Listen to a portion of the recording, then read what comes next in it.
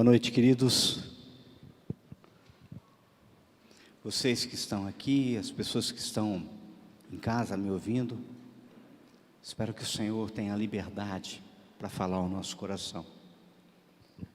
Nos anos 80, um bordão reinou nos veículos de comunicação e saltou da propaganda para as conversas comuns nos meios sociais, nos bares, no trabalho e no ambiente familiar. Denorex parece remédio, mas não é. Veja, isso se deu a partir de uma campanha de uma marca de shampoo que prometia acabar com a caspa e que falava: Denorex é tão bom que parece remédio, mas não é. Cada vez que havia semelhança, mas não igualdade entre duas coisas, a ponto de confundi-las, vinha logo a frase: é Denorex, parece, mas não é. Mas por que eu estou falando isso? Por que eu lembrei disso? Porque hoje, mais do que nunca, as pessoas estão cada vez mais dando valor à aparência, valorizando a imagem que é transmitida em busca de aceitação. Sei lá, nunca teve tão na moda coisas como ostentação. Parece, mas não é. Parece rico, mas não é. Parece feliz, mas não é. Parece correto, mas não é. Até parece que é de Deus, mas não é. Parece cristão, mas não é. Notem, ainda que as pessoas cada vez mais extrapolam o limite, inclusive, do particular, e simplesmente publicam tudo. Publicam tudo no Instagram, publicam tudo no Facebook, e publicam exatamente aquilo que querem que os outros vejam, em detrimento da realidade. O que importa é o que parece, e não o que de fato é. Lembro de certa feita, eu e a Ana, a gente saía de uma festa, e a gente surpreendeu um rapaz que estava tirando umas selfies, em frente a um daqueles carrões importados, esportivos, sabe? E eu fiquei tentando imaginar o slogan que ele ia colocar no Instagram dele. Certa ocasião também, nós flagramos um que colocou o seu celular num pequeno tripé em cima do capô do carro e tomava distância, não sei como, mas ele fazia caras e bocas e ia tirando foto. Interessante que minha esposa, ela é ótima para causar desconcerto, gente. Ela é boa nisso, sabe? Ela tem um talento. Pois ela não teve dúvida. De supetão, ela interrompeu a sessão de fotos e perguntou se ele precisava de alguma ajuda. Vocês nem imaginam o susto do surpreendido, que chegou, pasmem, a perguntar para ela se ela queria que apagasse as fotos. Ela falou: não, deixa para lá. A realidade é que as pessoas não conseguem se encher, mas elas não podem deixar transparecer que são vazias, por isso fazem barulho. Se esquecem que o que faz barulho é carroça vazia, carroça cheia não faz barulho. Agora a carroça vazia faz muito barulho. Existe um espaço que é só preenchido por Deus, mas enquanto essas pessoas não encontram Deus, ficam tentando encher de bugigangas, encher de técnicas, coisas, perda de tempo. Note, o fato é que vivemos em uma sociedade faminta. É uma sociedade faminta de informações, desde que sejam rápidas, porque os jovens hoje não leem mais do que 3 frases seguidas. Eles não assistem nada muito longo, só coisas que sejam fúteis. Olha só a chamada da notícia, só o resumo dos fatos, e engolem sem pensar os slogans do editorial. Uma sociedade é faminta, inclusive hoje em dia, de satisfação, não importando o preço. Faminta de sucesso, também não importando o preço. Na realidade, o que mais importa hoje é que os outros achem que você tem sucesso, que você tem poder, que você tem dinheiro, que você tem felicidade. Pessoas famintas. A sociedade está faminta. Com isso, cada vez mais pessoas estão sendo presas fáceis para o espírito do anticristo que está agindo através de propagação do engano, da mentira, de ideologia apartada de fato e verdade. Mas nós não podemos nos conformar com isso.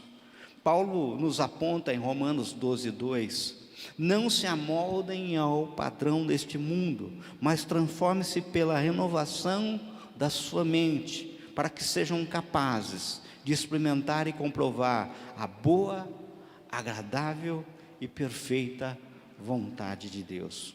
Ou seja, Deus definitivamente não tem se agradado com o que tem acontecido. Pois bem, pensando nisso, o Senhor me levou a um texto que está lá em 2 Reis, capítulo 4, e eu quero compartilhar com vocês, e a partir de um paralelo com os dias atuais, tentar extrair lições que transformam a nossa vida. Então, você que trouxe sua Bíblia, abra em 2 Reis, capítulo 4, nós leremos a partir do verso 38. Depois, Eliseu voltou a Gigal. Nesse tempo, a fome assolava a região. Quando os discípulos dos profetas estavam reunidos com ele, ordenou ao seu servo: ponha o caldeirão no fogo e faça um ensopado para esses homens.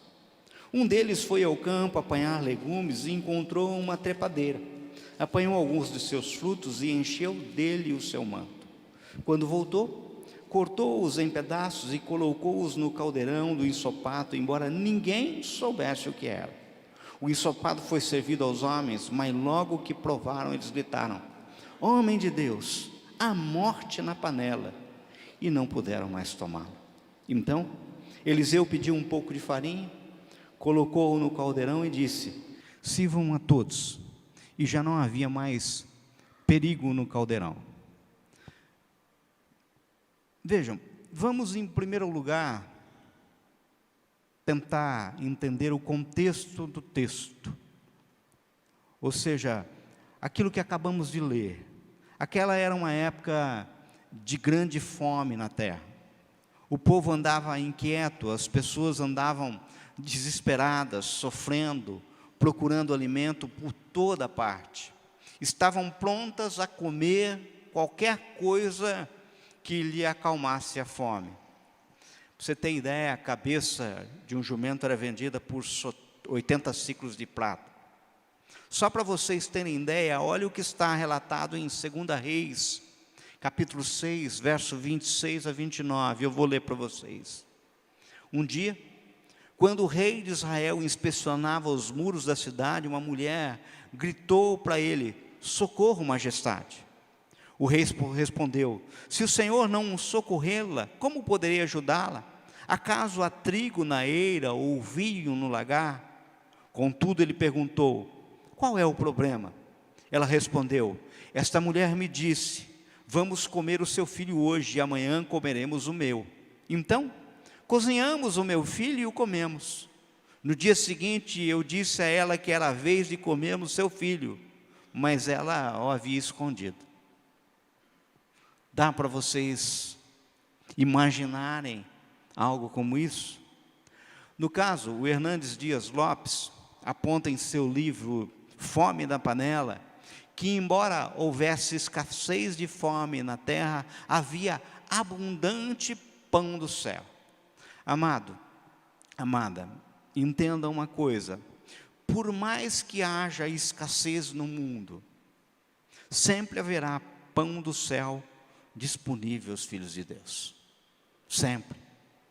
Eliseu manda fazer um ensopado, mas o homem que saiu no campo e procurava ervas, trouxe veneno em vez de alimentos.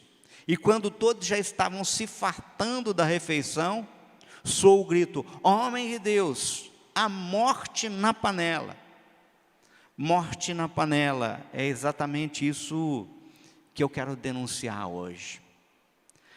Há muito tem se falado e é a mais pura verdade, que a cada dia que passa, a família mais e mais tem sido bombardeada com ideias e práticas que são verdadeiros venenos, que levam à morte valores milenares de moral e de ética.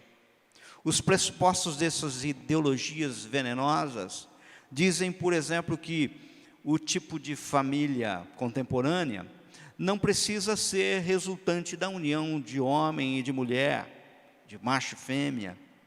Para que tais a estrutura tradicional e bíblica da família estaria ultrapassada para a realidade que vive a sociedade atualmente. Pasmem, existem alguns, inclusive, que chegam a apontar que a Bíblia deveria ser atualizada, revista. Ideias perversas, contrárias à palavra de Deus, têm entrado sutilmente nos nossos lares através dos mais variados meios. Os valores que outrora tínhamos como pilares da família estão sendo substituídos devagarzinho, veneno sendo colocado na panela. O veneno não só tem atingido aqueles que estão vulneráveis a ele, ou seja, os que não temem a Deus, o que não tem compromisso com a sua palavra, mas também tem atingido muitos cristãos que, deixando de vigiar e ler a palavra, estão sendo infectados pela armadilha do inimigo. No caso, a família cristã, que em sua missão atuaria como defensora da moral, da ética, passa então a ficar enferma, com os vírus mundanos, fragilizada pelas circunstâncias e constantes apelos a uma modernidade social atual. Contudo, uma modernidade sutilmente satânica, demoníaca. Quantas famílias, não se apercebendo, foram deixando vencer e dominar por muitas práticas que na realidade nunca educaram, nem educarão, não tem nada, pois nada de bom trazem no seu bojo. Veneno que produz morte. São muitos os venenos que entram em nossas vidas de maneira, muitas vezes, sutil. São trazidos de fora por Satanás e vão destruindo relações, vão destruindo valores, rompendo laços que deveriam ser abençoados, vão produzindo assim destruição, vão produzindo morte. Uma das observações desse texto é que aquele que foi pegar as ervas para fazer o ensopado, não conhecia o que pegou, não sabia. Esse desconhecimento em pegar determinadas ervas, determinados frutos e levar para colocar na panela para comer, para a sua família comer, é que tem matado muitos. Amados, nós precisamos saber o que estão entrando em nossas vidas, na vida dos nossos filhos, dos nossos lares. Que tipo de alimento temos colocado na panela?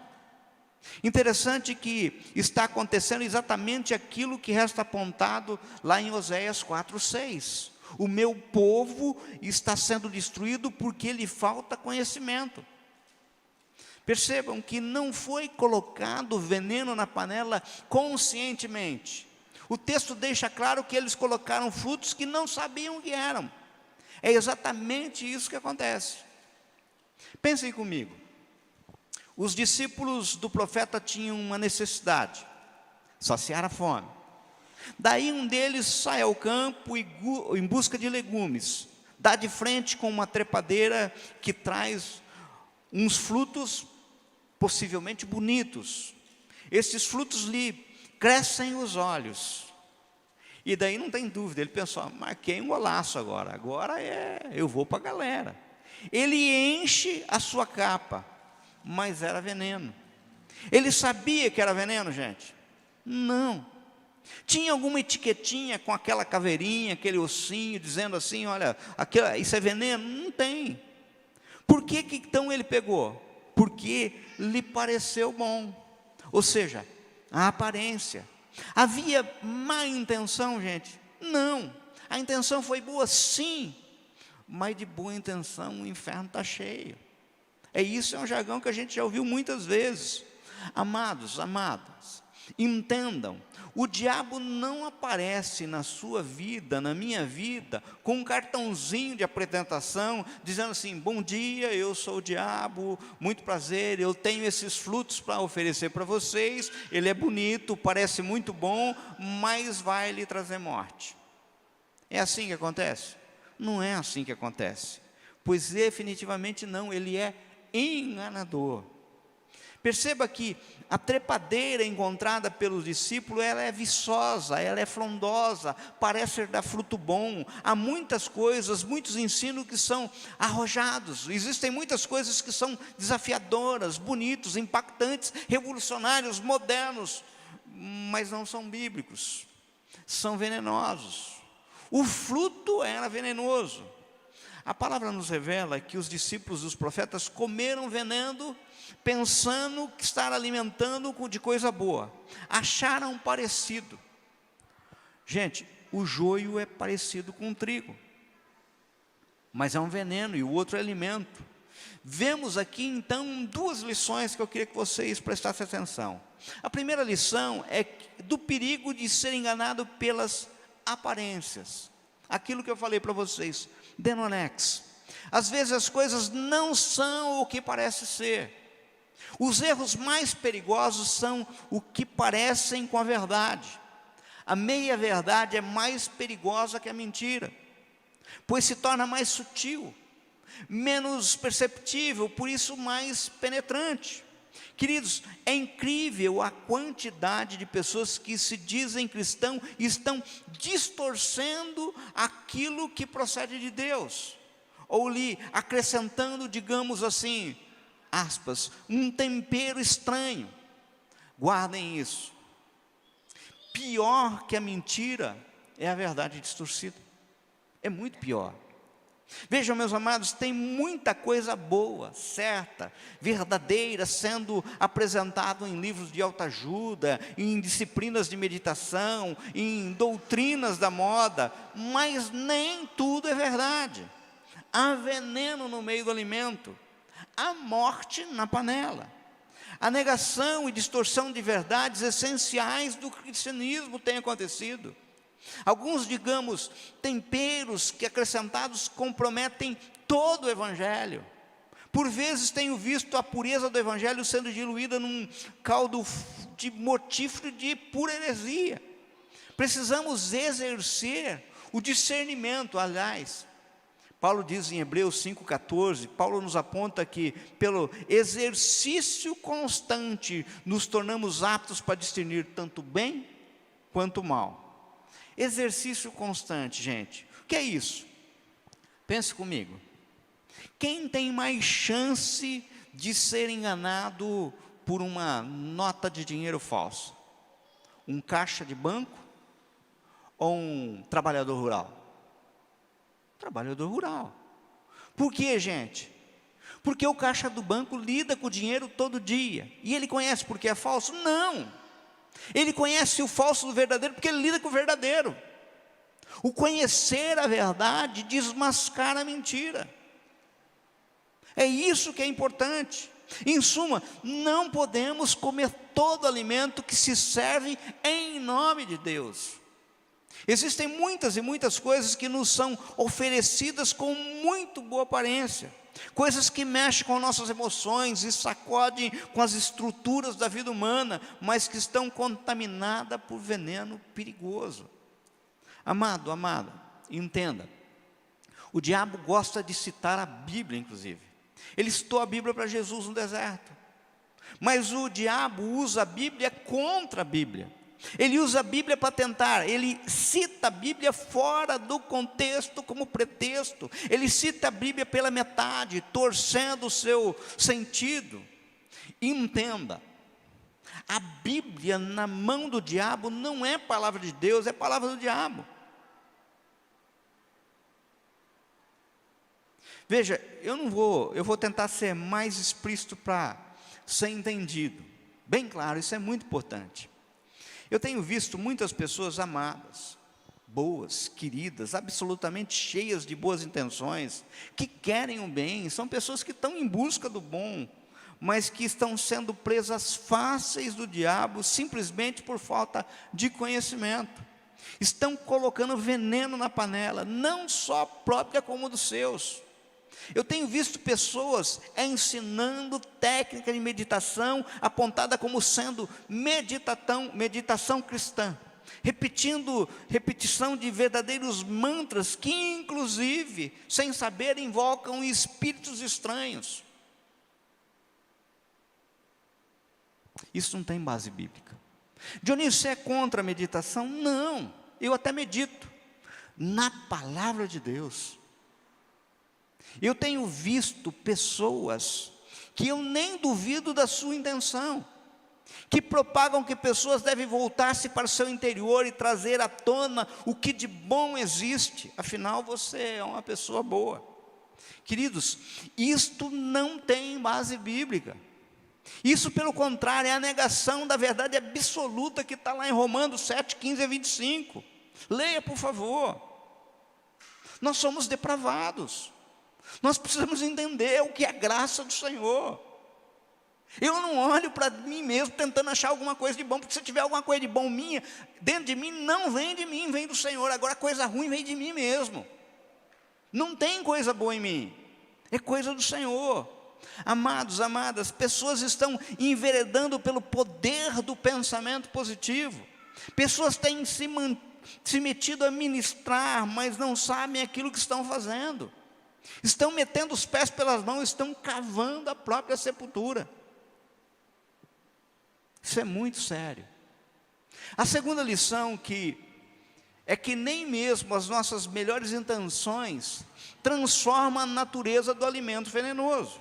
Entenda, a minha intenção não altera a qualidade do alimento que recebo. A sinceridade não nos isenta das consequências das nossas ações. O fato de você não saber que um alimento é venenoso não o torna saudável. Vamos supor que você convide amigos para sua casa, para um jantar gostoso. Você quer fazer aquele prato da hora, sabe? Pessoas amigas, queridas. Na hora que você está temperando aquele alimento, toque final. Por engano, você, em vez de pegar o sal, você pega num frasco desavisado, veneno para rato. Você tinha intenção? Não. Mas o que vai acontecer, gente? As pessoas serão envenenadas. É veneno. A gente tem que entender que não é boa intenção. Eu tenho estado muito preocupado com pessoas maravilhosas, mas que junto com o alimento bom acrescentam veneno. Por exemplo, ninguém aqui, acho que duvida que, por exemplo, a acupuntura é uma técnica médica reconhecida e que pode efetivamente ser utilizada sendo de grande valia para seu alívio de dor ou cura de enfermidade. Que existem muitas técnicas, inclusive milenares, que são simplesmente maravilhosas para o bem-estar do corpo. Yoga, por exemplo, é um.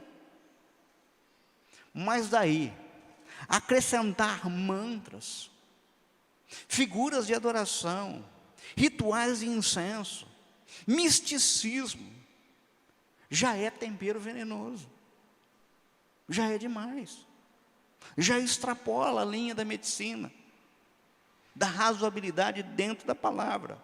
Entendam, meus amados, guardem bem isso.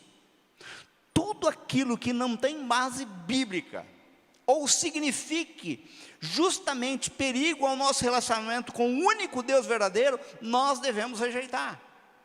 O caminho a Deus é Jesus, e só Jesus é o correto, nenhum outro. Qualquer coisa que eu acrescentar a isso é heresia. Qualquer coisa. Como aponta Hernandes Dias Lopes, a heresia é uma negação ou distorção da verdade. A heresia se apresenta vestida garbosamente com uma verdade mais avançada e atraente, mas sobre essa indumentária esconde a carranca da morte. Uma heresia sempre parece mais popular do que a verdade e ganha o aplauso dos infiéis. Porém, a heresia é um caldo mortífero. É morte na panela. Vejam o que Paulo nos escreve em Gálatas, capítulo 1, verso 6, 11. Se você tiver com a tua Bíblia, abre.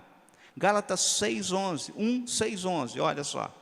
Admiro-me que vocês estejam abandonando tão rapidamente aquele que os chamou pela graça de Cristo para seguirem outro evangelho, que na realidade não é o evangelho. O que ocorre é que algumas pessoas os estão perturbando, querendo perverter o evangelho de Cristo. Mas ainda que nós, ou um anjo do céu, pregue um evangelho diferente daquele que lhe pregamos, que seja amaldiçoado.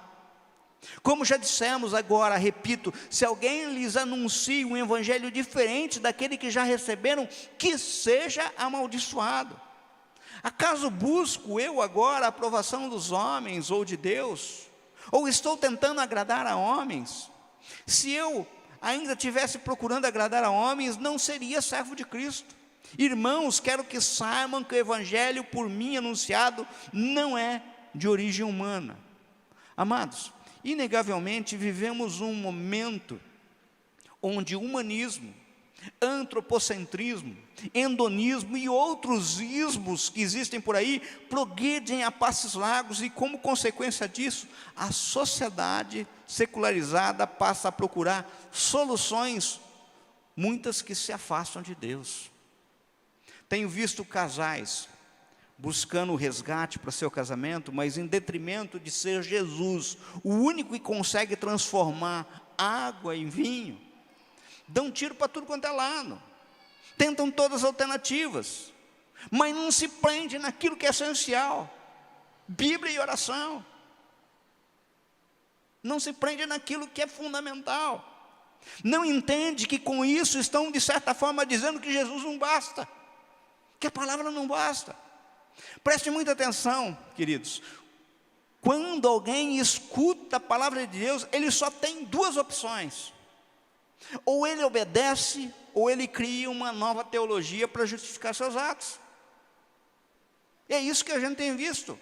Muitas pessoas estão dando um jeitinho, estão fazendo adaptações, estão dando uma atualizada no evangelho, evangelho revisto e corrigido segundo eu mesmo, sabe? Não é bem assim que Deus disse, não é bem assim que está escrito.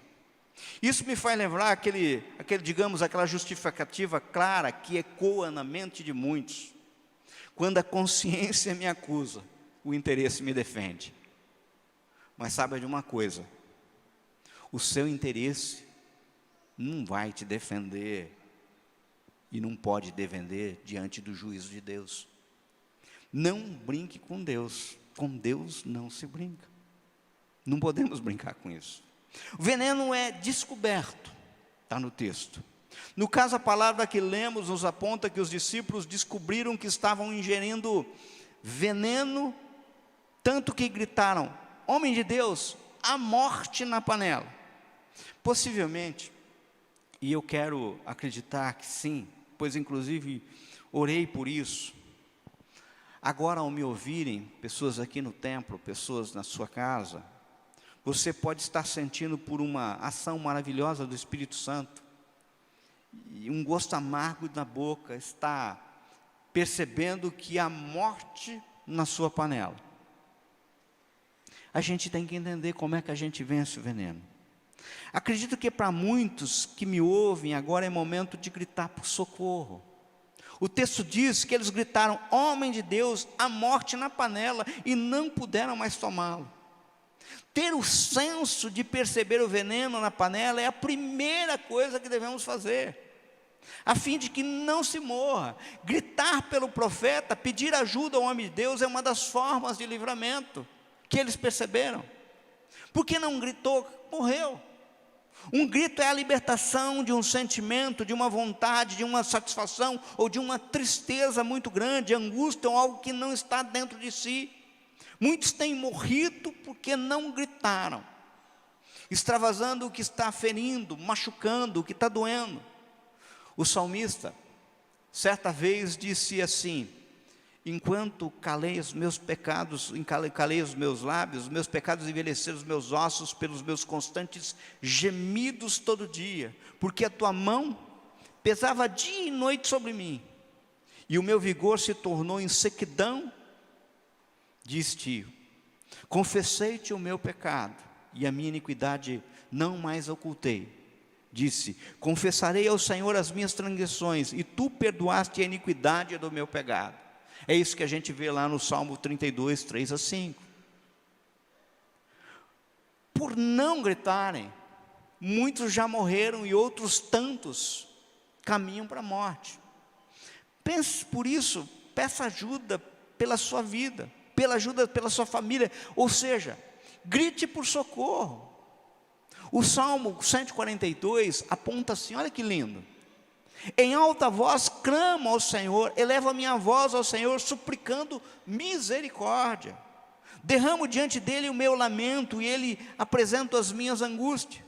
Quando o meu espírito se desanima, és tu quem conhece o caminho que devo seguir. Na vereda por onde ando, esconderam uma armadilha contra mim. Gente, é momento de dar socorro.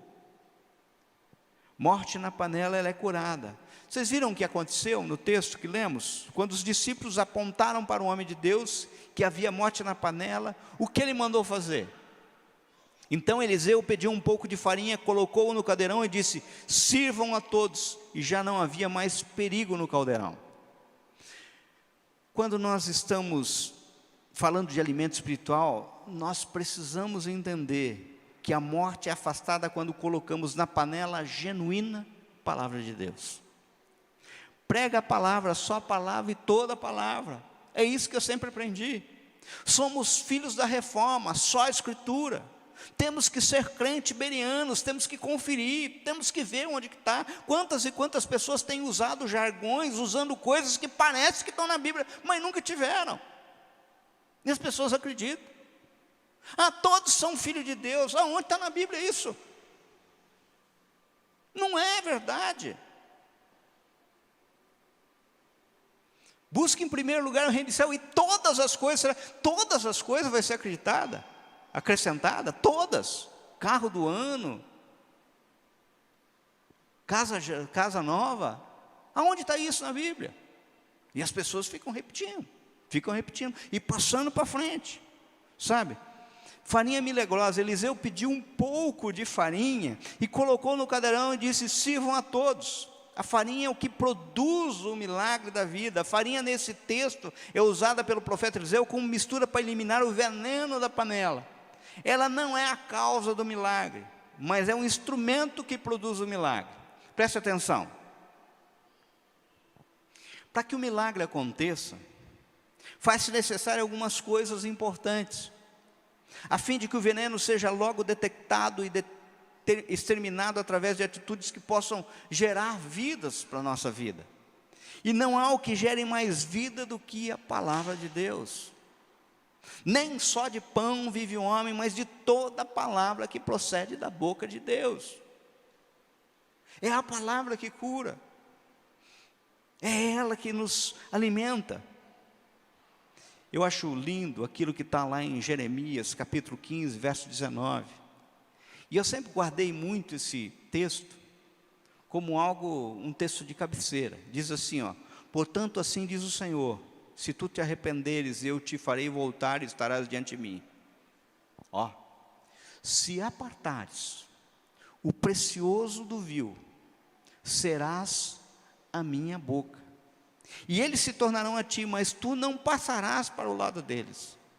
Querido, se nós apartarmos aquilo que é correto, aquilo que é bom, daquilo que é vil, daquilo que não presta, nós teremos o privilégio de ser boca de Deus. Você tem ideia do que é essa promessa do Senhor? Vocês têm ideia do alcance que é isso? Mas o Senhor coloca uma condição, e eu já vou concluir. Amado, amada, pode ser que ao ouvir essa palavra hoje, o Espírito Santo, não eu, mas o Espírito Santo lhe convenceu do pecado, lhe abriu os olhos e lhe mostrou morte na panela. O que fazer? Grita por socorro. A palavra do Senhor nos traz algo maravilhoso. Certa vez o Senhor Jesus proclamou: vinde a mim todos os que estão cansados e sobrecarregados, e eu lhes darei descanso. Tomem sobre vocês o meu jugo e aprendam de mim, pois eu sou manso e humilde de coração, e vocês encontrarão descanso para suas almas, pois o meu jugo é suave e o meu fardo é leve. Vamos orar? Pai, eis-nos aqui diante de Ti. Ouve o nosso grito de socorro, afasta o veneno que tem nos levado à morte. Dá-nos palavra de vida eterna. Afasta, Pai querido, Pai amado, todos os modismos, todos os ismos, Senhor, meu Pai, que temos visto sido proclamados, Senhor, falsamente como vindo do Teu trono, e são apartados de Ti, Senhor. Quanto modismo, Senhor, meu Pai, tem procurado destruir o Seu povo, Senhor.